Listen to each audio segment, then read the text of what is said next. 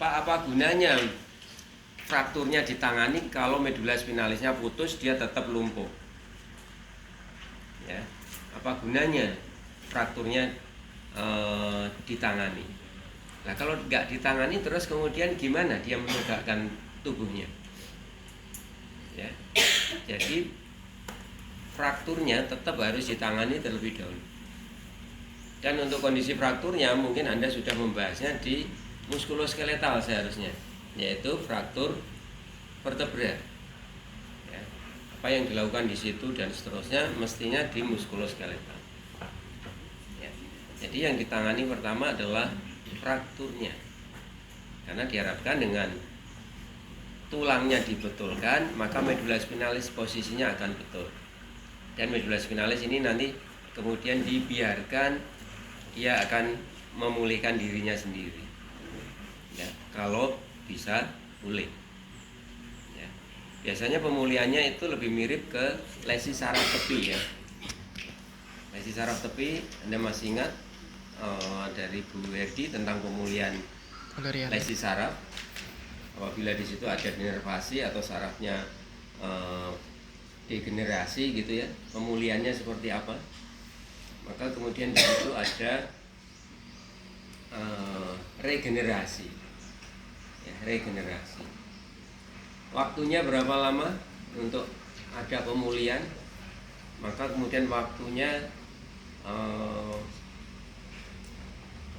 lebih mirip kepada lesi di otak. Ya, Anda tahu lesi di otak yang kemarin sudah kita bahas, ada fase pemulihan atau plastisitas otak itu terjadi maksimal adalah sampai 2 atau 3 bulan. Medula spinalis juga begitu. Dia akan pemulihan maksimal paling optimal itu 2 sampai 3 bulan. Setelah itu kemudian kemampuan regenerasinya akan menurun. Setelah sekitar 9 bulan, ini prinsip saraf tepi ya, pemulihan saraf tepi itu komplit akan 9 bulan. Kalau sudah lewat 9 bulan mungkin sudah nggak akan sembuh lagi, nggak sembuh lagi. Dia lumpuh seterusnya Pak, iya. Medula spinalisnya sudah nggak bisa sembuh lagi. Jadi waktunya sudah habis untuk regenerasi. Jadi kalau Anda punya pasien spinal cord injury masih lumpuh setelah 1 tahunan atau lebih gitu ya, atau 9 bulan, 1 tahun gitu ya, kemungkinan dia akan lumpuh seterusnya, ya.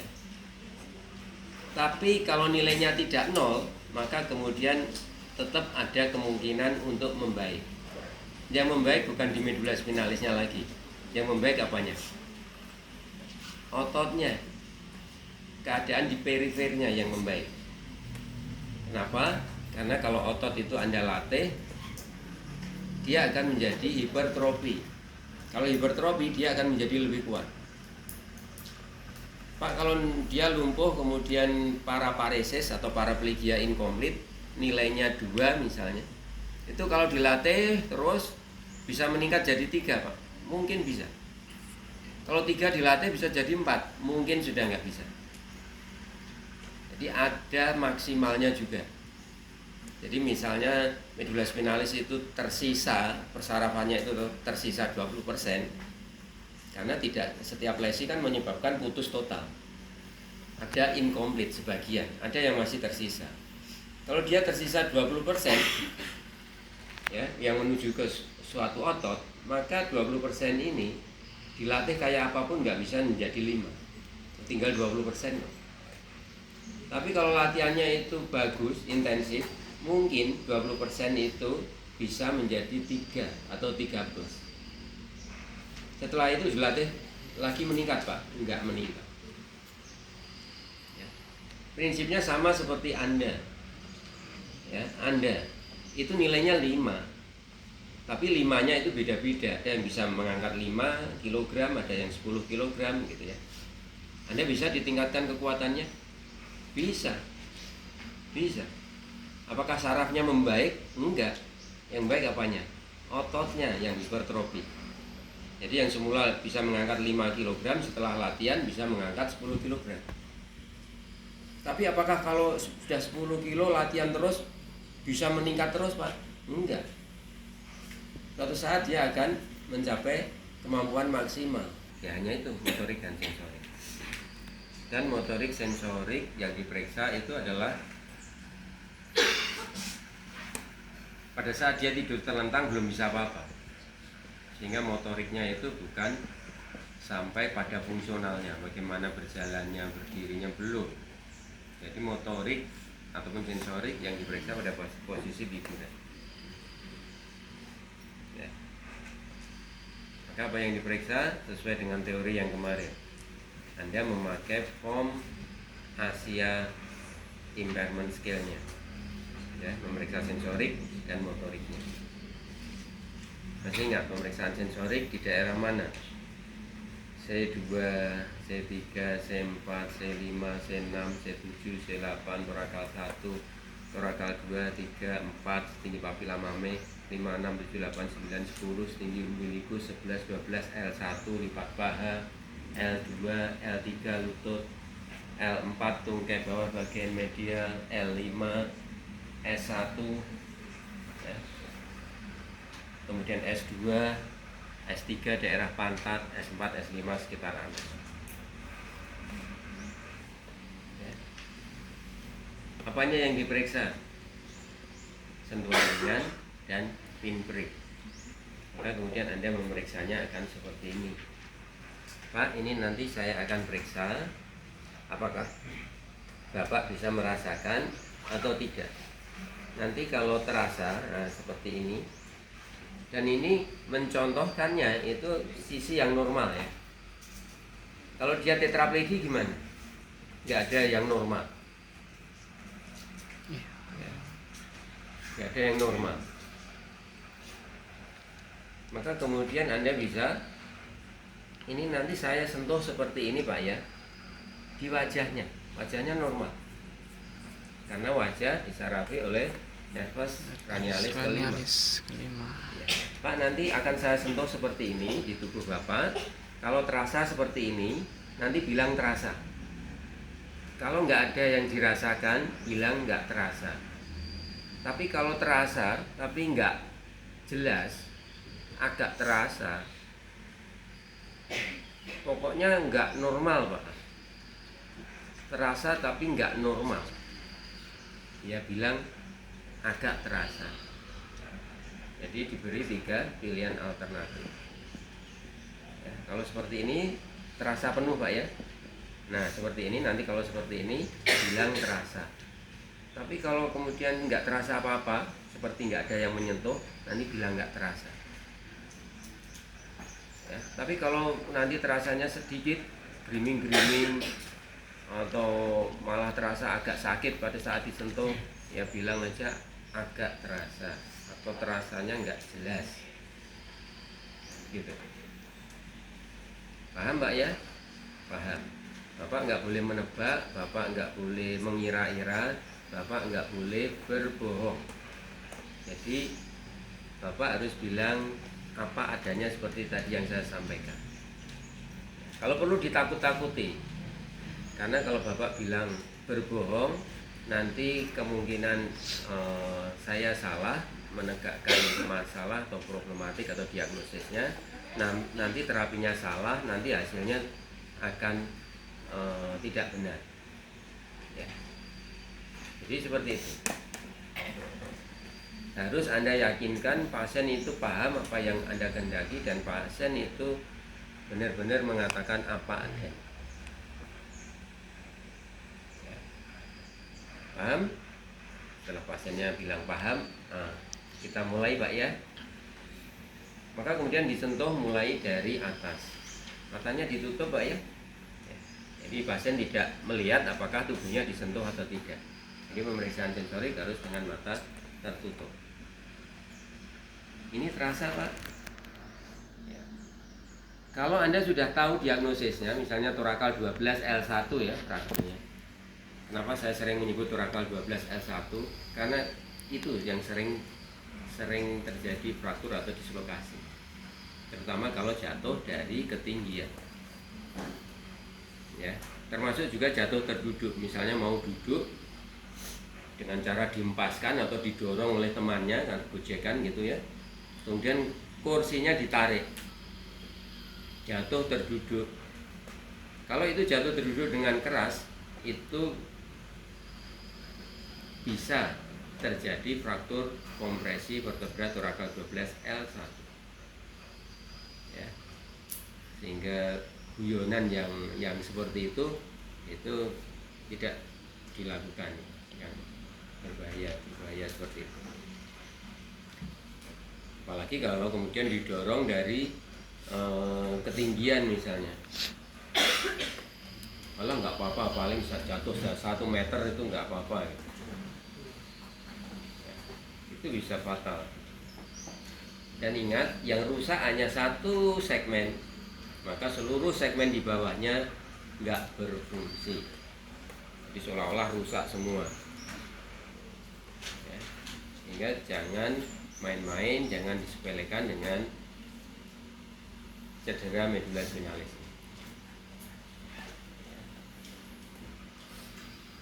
Atau mungkin latihan smackdownnya, lahirnya banding-banding nggak tahu cara yang benar, tekniknya enggak, ya bisa aja itu patah. Oke, balik ke sini. Jadi kalau Anda sudah tahu torakal 12 L1, maka memeriksa yang atasnya itu cepat aja, ya. Kemudian langsung saja, ini terasa Pak? Terasa. Kalau yang ini masih terasa? Ini? Ya, terasa. Kadang-kadang kita cross check, ya. Ini Pak, terasa? Ya, misalnya dia bilang terasa, coba buka matanya, ya. Tadi yang saya sentuh terakhir itu di sebelah mana? Misalnya dia paraplegia, ya, ekstremitas atasnya normal. Coba tadi yang saya sentuh terakhir di daerah mana? Tunjuk dengan tangannya yang. Nah, berarti dia benar merasa. Ya, jadi kadang-kadang kita cross check seperti itu. Jangan selalu percaya 100% pada pasien. Kemudian ini, rasa enggak? Tesnya cepat saja. Kemudian ini juga begitu. Tidak satu persatu dicek, cek. Kadang-kadang langsung begini. Ini terasa.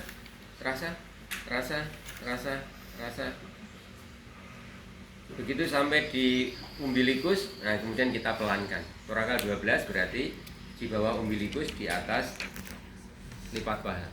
Sekitar di sini, ya. Dia kemungkinan akan mati rasa. Sehingga mulai di sini kita pelankan. Kalau di sini seperti itu, terus turun ke bawah. Dan ingat, begitu dia ragu-ragu menjawab atau dia bilang nggak terasa, disitulah level cedera medula spinalisnya. Sampai di sini dia bilang terasa, begitu sampai di atas lipat paha, pasiennya agak lama jawabnya. Ini terasa nggak? Agak lama. Dia mencoba berpikir dan mencoba merasakannya. Nggak begitu terasa. Nah, disitulah level cederanya. Kemudian bawahnya, kalau bawahnya mati rasa total, sampai sini mati rasa total, maka Anda perlu cek perianalnya, sekitar anusnya, bukan di anusnya ya, sekitar anusnya. Perlu Anda cek di situ. Kalau di situ juga mati rasa, maka ini cederanya adalah torakal 12 komplit, Frankel atau AIS. Kalau komplit, Frankel apa? AIS apa? Kemarin sudah lah teorinya. Sama.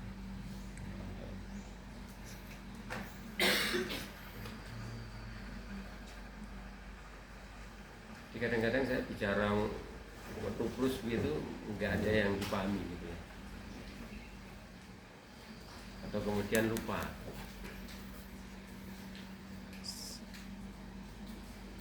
Jadi Anda mengingat kuliah, ya, mengingat pelajaran, itu mudah sekali lupa. Kenapa? Karena itu memang perjalanan memori manusia itu begitu. Ya. Jadi begitu Anda menerima informasi komplit mati rasa sampai sekitar anusnya juga mati rasa, maka dia adalah Frankel A atau AIS A komplit. Tapi kalau dia mati rasa total, tapi sekitar perianalnya itu masih ada, masih terasa, maka dia sudah naik, bukan Frankel A lagi tapi Frankel B. Ya, seperti itu. Terus kemudian Anda periksa motoriknya. Motoriknya juga gampang ya. Kalau Anda sudah tahu tadi levelnya adalah torakal 12L1, mestinya ekstremitas atas itu normal. Mestinya nilainya 5. Gitu kan? Tapi apakah harus diperiksa, Pak? Periksa tetap. Tapi meriksanya tidak usah detail ya. Mungkin Anda langsung aja periksa. Coba Pak, tangannya diangkat seperti ini. Iya, kemudian diturunkan. Iya. Coba Pak, tangan saya diremas. Oh iya. Udah, kesannya 5 semua. Ini yang di atas. Nggak usah dicek satu persatu. Nah, kemudian ekstremitas bawahnya ini harus dicek secara detail. Ya, bagaimana melakukan MMT seperti awal stroke dulu ya, pemeriksaan di awal kuliah kita. Memeriksa MMT berarti tes gerak aktif. Maka kemudian kita minta untuk pasien, coba Pak, ini kakinya diangkat seperti ini, kemudian diluruskan seperti ini. Ingat bahwa dia ada fraktur pada tulang vertebranya. Mungkin pakai internal fiksasi habis operasi, atau mungkin juga tidak operasi tapi dia pakai eksternal fiksasi.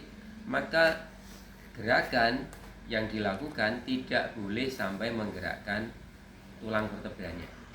Karena prinsipnya dia tidak boleh bergerak. Karena kalau terjadi gerakan, kapan sambungnya? Nah, sehingga kemudian Anda melakukannya harus hati-hati, tidak boleh menggerakkan vertebranya. Misalnya kita suruh ngangkat seperti ini, nggak bisa ya, seperti ini Pak ya, diangkat seperti ini, terus kemudian diturunkan seperti ini. Coba lakukan, nggak ada gerakan misalnya, nggak ada gerakan. Kalau nggak ada gerakan berarti kemungkinannya 0 dan 1. Kita harus palpasi. Ya, saya mau memeriksa flexor hipnya ini Pak. Ya, tadi saya suruh bergerak aktif, nggak ada gerakan, maka kemudian saya palpasi di sini. Coba Pak digerakkan ke atas. Nah, kok terasa berdenyut? Nilai 1. Kalau nggak terasa, nilai 0. Masih ingat cara pemeriksaan MMT seperti itu? Atau waktu kita suruh bergerak aktif seperti ini, ada gerakan, ya coba digerakkan. Nah seperti itu, tapi kemudian sudah nggak bisa lagi, sudah nggak kuat lagi, nggak kuat. Maka kemungkinannya nilainya adalah 2, ya kan? Karena 1 sudah lebih, 3 nggak cukup. 3 itu bisa bergerak full ROM melawan gravitasi, 3 nggak cukup. Berarti nilainya sekitar 2. Atau dia bisa bergerak penuh. Ya, misalnya seperti ini. Sebetulnya dia bisa bergerak ke sana, karena syaratnya kan harus full ROM. Tapi kalau dia lebih dari 90 derajat fleksi hip, maka akan ada gerakan rotasi pada kerangnya. Padahal di sana harus imobilisasi, nggak boleh bergerak. Maka tidak kita lakukan sampai lebih dari 90 derajat. Sehingga coba digerakkan, dia bisa sampai 90 derajat, maka minimal 3, kemungkinan bisa 4, bisa 5. Kita kasih tahanan ya, kita kasih tahanan. Jadi tahanannya mungkin seperti ini, di sini memfiksasi supaya tidak terjadi gerakan pada terangnya, atau mungkin tahanannya seperti ini juga tidak apa-apa.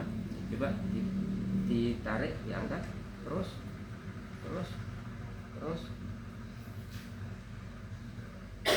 kok bisa ya melawan tahanan maksimal tadi berhenti misalnya, tapi setelah itu kemudian bisa, berarti nilainya 4 lebih. Nah, seperti itu.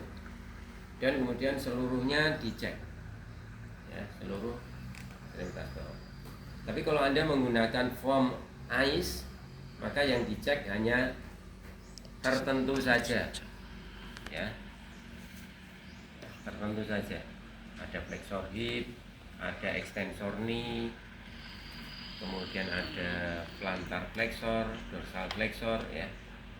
Hanya sederhana seperti itu kalau Anda mau menggunakan form Asia. Tapi kalau Anda mau lengkap pakai form MMT, maka bisa semuanya.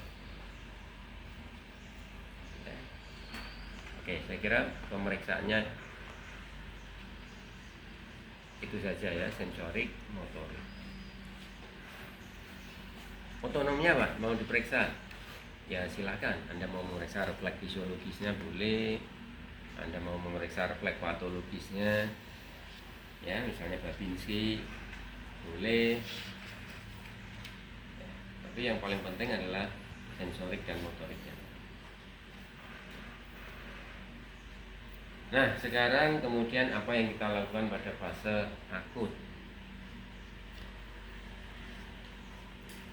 Biasanya adalah mencegah berbagai komplikasi sekunder. Berarti kan tetap harus ada pemeriksaannya Pak, karena harus konsisten antara pemeriksaan, problem, rencana, tindakan, evaluasi, itu harus konsisten. Yang diperiksa hanya sensorik dan motoriknya. Ada refleksnya tadi diperiksa. Kok kemudian tiba-tiba tujuannya mencegah komplikasi sekunder? Kan nggak sinkron, nggak ada pemeriksaannya, nggak ada problematiknya. Kok tiba-tiba mencegah komplikasi sekunder? Nggak sinkron. Nah, sehingga kemudian harus disinkronkan. Mencegah komplikasi sekundernya itu disebutkan satu persatu. Misalnya mencegah komplikasi pada paru. Ini tadi pemeriksaannya nggak ada pemeriksaan paru kok. Di sini mencegah komplikasi paru, kan nggak sinkron. Ya, nggak sinkron. Supaya sinkron gimana? Ya harus ada pemeriksaannya tentang itu dan harus ada problematiknya. Maka kemudian dilakukan apa? Mungkin cukup aja pemeriksaannya adalah pengamatan, tapi tetap harus Anda tulis. Pasien terlihat bernapas dengan normal, menggunakan menggunakan pernapasan dada dan pernapasan perut, karena dia paraplegi ya. Jadi di sini masih normal semua. Anda tulis ya. Anda nggak melakukan pemeriksaan khusus, tapi Anda harus ada di pemeriksaan ya. Pasien terlihat melakukan pernapasan normal, baik pernapasan dada maupun pernapasan perut. Kan berarti nggak ada problem Pak. Iya, saat ini nggak ada problem pernapasan seperti itu. Tapi kemudian di problemnya kita tulis ya, potensial terjadi komplikasi pada paru akibat pasien tirah baring karena adanya kelumpuhan dan imobilisasi. Tulis seperti itu. Jadi kemudian sinkron antara pemeriksaan, problematik, dan tujuan serta tindakan. Jadi misalnya ide Anda itu mencegah komplikasi paru, ya, tapi di sini kok belum ada pemeriksaan, problem, tujuan kok belum ada, lengkapi dulu di sini. Ya, lengkapi dulu. Jadi ternyata bisa seperti itu, nggak harus kemudian pemeriksaannya lengkap baru problem. Kadang-kadang Anda mendapatkan idenya itu di sini. Saya akan memberikan breathing exercise.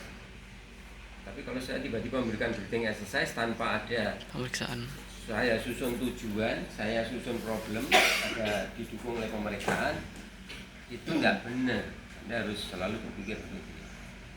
Berarti kalau saya mau memberikan breathing exercise harus ada depannya, ini harus ada. Ya, jangan dibiarkan kosong. Pak, ini sudah rutinitas Pak. Mesti pasien-pasien spinal cord injury itu diberikan breathing exercise. Iya, sudah rutinitas. Tapi tetap secara prosedural, kalau Anda tulis dokumentasinya harus dilengkapi. Ya, tidak kemudian tiba-tiba breathing exercise. Tidak tiba-tiba kemudian di IR. Loh, ini pasiennya kok di IR? Untuk apa ini?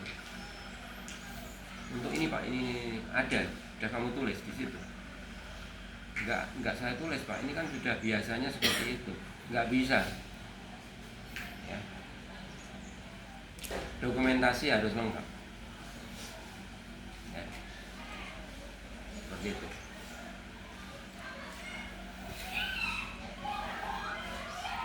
Oke. Jadi apa saja yang dilakukan pada fase akut terutama adalah mencegah komplikasi tirak baring, komplikasi sekunder akibat tirak baring. Kenapa? Karena pasiennya lumpuh dan dia nggak boleh bergerak pada tulang vertebranya. Akibatnya apa? Dia harus tirak baring. Kalau tirak baring, maka kemudian akan terjadi berbagai komplikasi. Komplikasi yang paling penting yang mengancam nyawa, komplikasi pada parunya. Nah, oke, sekarang kita lakukan bareng-bareng breathing exercise. Kita mulai dari kalau pasiennya tetraplegi, ya, tetraplegi, lumpuh keempat anggota geraknya. Iya. Bisa nafas. Dan ini lumpuhnya disertai dengan kelumpuhan otot-otot pernafasan. Iya. Waduh, tasnya lumpuh semua, otot pernafasannya lumpuh. Breathing exercise-nya gimana ini? Mulut. Pak, kalau dia otot pernafasannya lumpuh ya nggak bisa bernafas. Iya. Mungkin dia pakai ventilator ini untuk menyambung itu. Ventilator. Jadi disambungkan dengan alat bantu pernafasan. Yang kemudian di sini alat bantunya bisa inspirasi, mengaktifkan inspirasi, menekan di sini sehingga udara masuk, ya, dan kemudian memfasilitasi ekspirasi pakai ventilator, alat bantu pernafasan. Kalau ventilatornya diambil, dia seperti ikan di daratan, nggak bisa nafas, nggak bisa. Kalau begitu ya kemungkinannya meninggal Pak ya. Iya, seperti yang saya katakan kemarin ya. Semakin tinggi cederanya, semakin tinggi kelumpuhannya, semakin sedikit normal yang tersisa, area normal yang tersisa, dan semakin sedikit juga umur yang tersisa. Kan seperti itu prinsip umum. Jadi kalau dia kemudian otot-otot pernafasannya kena, maka kemudian dia awalnya pasti pakai ventilator. Pak, kalau dia kemudian terselamatkan, apa sepanjang hidupnya nanti dia pakai ventilator terus? Kan tidak. Ya. Sehingga harus dilatih breathing exercise. Caranya gimana? Mengaktifkan otot-otot wajahnya yang masih normal. Otot wajah kan masih normal karena otot wajah disarafi oleh nervus 7. Kulit daerah wajah disarafi oleh nervus 5. Sehingga gimana? Maka kemudian ambil nafasnya kita minta untuk pasien untuk menyedot udara melalui mulutnya. Ini yang bisa kita, melalui hidungnya nggak bisa, mulutnya. Jadi menyedot udara lewat mulut dengan otot-otot wajah, otot-otot sekitar bibirnya. Ini menyedot. Nah begitu disedot seperti ini udara masuk, pasti dia akan mencari jalan menuju ke paru-paru. Nggak menuju mulut Pak, kalau disedot lewat mulut. Ya menuju mulut, masuk ke perut Pak nanti. Enggak. Ya, jadi saluran makan dan saluran pernafasan ya, itu kemudian akan jadi satu ya. Dia kemudian ada epiglotisnya. Kalau udara yang masuk, maka kemudian yang epiglotis yang menuju ke saluran pencernaan itu tertutup, yang menuju ke saluran nafas terbuka. Ya, itu sudah otomatis kalau udara masuk. Kalau makanan yang masuk, maka kemudian sebaliknya. Ya, yang saluran makannya akan terbuka, saluran pernafasannya akan tertutup. Ya, sehingga orang itu waktu menelan tidak tersedat. Ya. Sehingga kalau orang menelan itu pasti dia menjeda pernafasannya, nggak bisa menelan sambil bernafas. Tersendak. Atau gampangannya, kalau hidung anda tutup seperti ini, anda nggak bisa menelan. Ya. Jadi prinsipnya seperti itu. Jadi menggunakan otot-otot wajahnya yang masih normal ini untuk mencoba memasukkan udara masuk ke mulut dan menuju ke saluran nafas dan kemudian mengeluarkannya. Ditiup.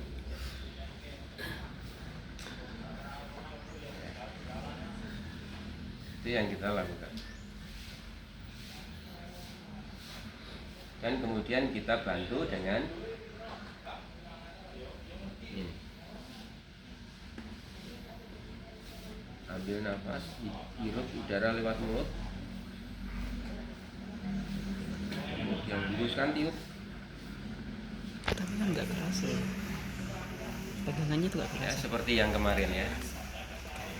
Begitu kita tekan seperti ini, maka kemudian kita minta untuk pasien hirup lagi udaranya. Tegang, bukan pegangan. Pegangan. Yuk, lewat mulut. Nggak kerasa. Ambil nafas lewat mulut. Yuk.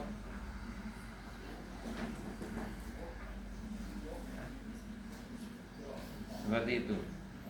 Breathing exercise untuk pasien tetraplegi yang otot-otot pernafasannya kena. Mungkin dia masih pakai ventilator Pak, kita breathing exercise seperti itu. Ya, enggak apa-apa, bisa.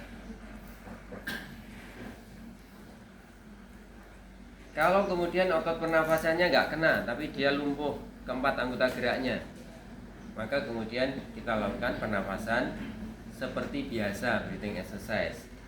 Ya, ambil nafas, kembangkan dadanya,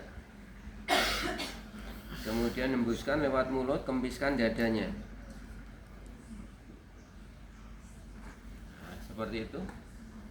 Entah itu di apikal, entah itu di mid costal, entah itu di lower costal breathing, ya.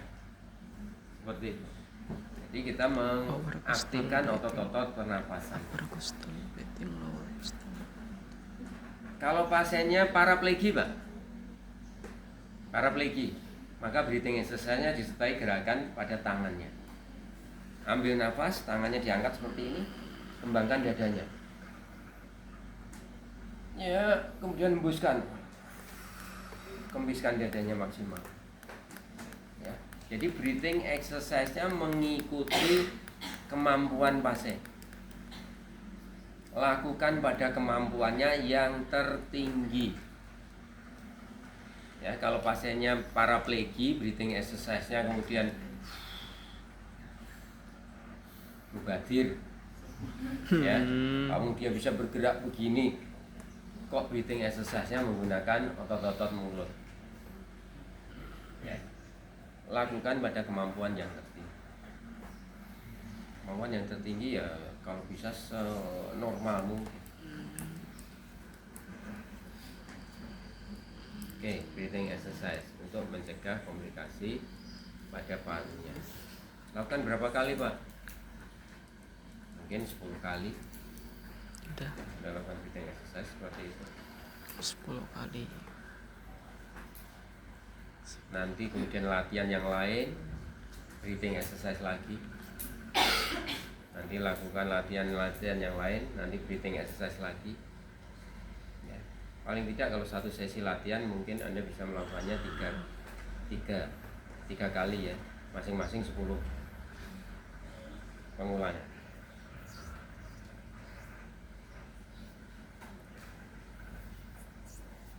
Oke, breathing exercise mencegah komplikasi paru.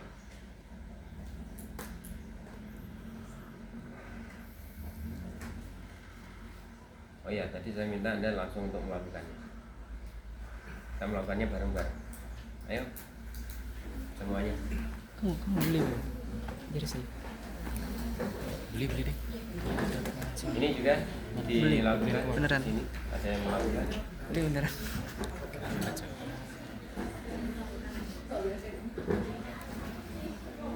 Gak bisa ya? Bisa. Enggak, itu ke temanku. Ayo, breathing exercise pasien Oh iya. tetraplegia atau otot tubuh yang masih normal, strengthening. Artinya apa? Kalau pasiennya itu paraplegia, ekstremitas atasnya kan masih normal, maka ini harus strengthening.